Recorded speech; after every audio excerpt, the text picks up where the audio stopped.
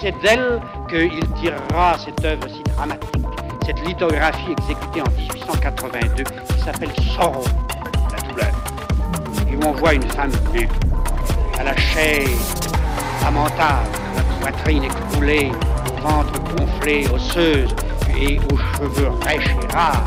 Une femme qui a le front appuyé dans les bras, qui pleure, la tête écrasée sous ses genoux.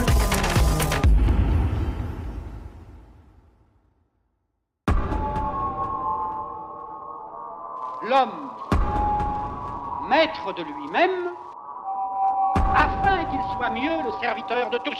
Eh bien, c'est le problème de conscience de Van Gogh. Il veut être maître de lui-même, au fond de lui-même, quand la totalité brutale fut au prix d'un conflit et d'un heurt avec les autres. Il veut être totalement lui-même, maître, pour être mieux le serviteur de tous.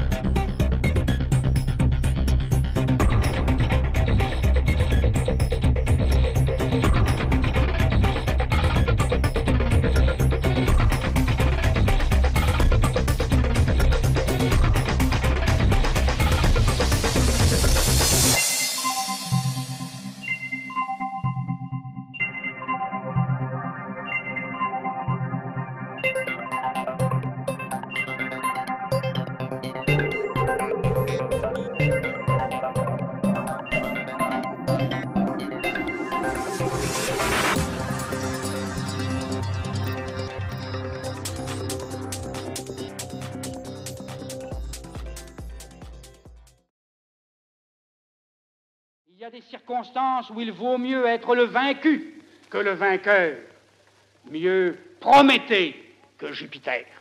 Eh bien, il a été en effet le vaincu, mais par cette sorte de défaite qui permet la victoire.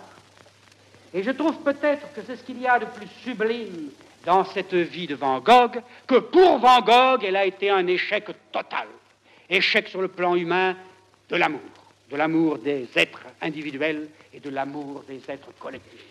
Échec sur le plan pictural dans l'ironie, le sarcasme et l'impossibilité de vendre une toile, sinon peut-être un gâchet par exemple, seulement 1, 2, 3 amateurs.